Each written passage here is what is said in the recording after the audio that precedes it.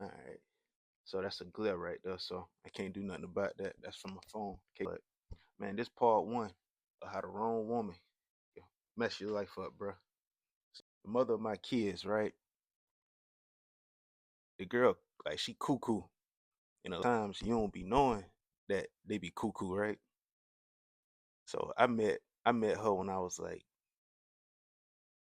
16, maybe 17 years old. At the metal, we met in high school or whatever, right? So I remember I remember meeting her, and man, I was young, so I ain't really know the red flags, right? So I remember I had dreads in my head. So she used to always, first of all, that's how I used to get the women. First of all, I used to, you get to sit between their legs, they'll braid your hair at lunch, stuff like that, or whatever. So my baby mama, right, my BM, she used to braid my arm. The first time we started talking, right? We had like the same math class or whatever. So we started talking or whatever. And I remember I started growing my dreads out.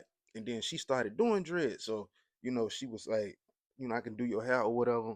But, like a couple months had them passed before that, before she did that. So I remember she did my hair. And bro, let me tell you something. I never forget that. Like between her legs was so fuck moist, my nigga. And she had done dropped some shit. And I ain't, this ain't no compliment. This just how I was thinking at 17, 16 years old. Just in case my wife see this shit today. So, man, listen. I remember she had done dropped like some hair grease on her thigh. And she was like, "Can you get that for me?" So I had to reach back, get it back. And really, I already knew what time it was. Cause I don't know, I was just getting that vibe. And like I just knew I was like, bro, I'm a so anyways, fast forward, she did my hair like one or two times and we end up going to the beach. I end up hitting her, boom, whatever, whatever. I ain't finna lie to you, man. I hit her, and I think by like she was like 17, and when she was 17, that's when she was pregnant with my daughter. So, in my mind, I come from a two-parent household, so all that, fight to make it work, whatever, whatever. That's kind of like where I'm come from. But I ain't even gonna say fight to make it work. I'm just saying if you got a fight here and there, argument here and there, that ain't nothing to run away from. So back to the story.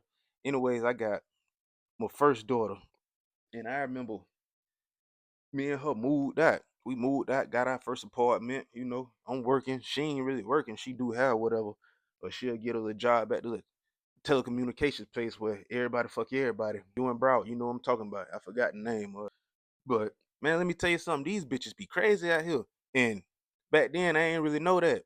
And just to fast forward a little bit, which I'm gonna get to, long story short, I got a well, I ain't really say I got a like a they call what they call it. Adjudication withheld. Man, this girl had a restraining order on me for like 13 years. Um, put me in jail like 3 times. And a lot of people be like, "You ain't see the red flags?" Hell nah, you don't see the fuck red flags, nigga. Shit, them hoes be sucking your dick from the back. You don't see none of the red flags then. But back to the story, yo, when I had done, we had my first daughter, and man, this bitch ain't never really sleep like a normal person. This bitch sleep like a bat. Vampire, she'll be up all night and then want to sleep in the day. All right, so we got our first apartment, and man, she started going through your phone and shit. And you gotta understand, I'm 21.